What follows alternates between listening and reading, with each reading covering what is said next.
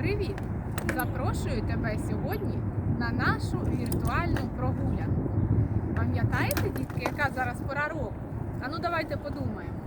Коли починає зеленіти травичка, світить яскраво сонечко, розквітають гарно дерева. Пам'ятаєте? Правильно! Пора року зараз весна, а місяць називається квітень, тому що всі дерева зараз квітують. Ось подивіться, бачите, це дерево називається абрикос.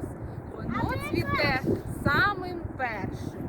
У нього спочатку з'являються білі квіточки, а листочків ще немає. Листочки з'являться вже потім. Подивіться, яке гарне дерево на фоні синього-синього неба, правда? Вам подобається наша прогулянка? Молодці, тоді запрошую вас далі.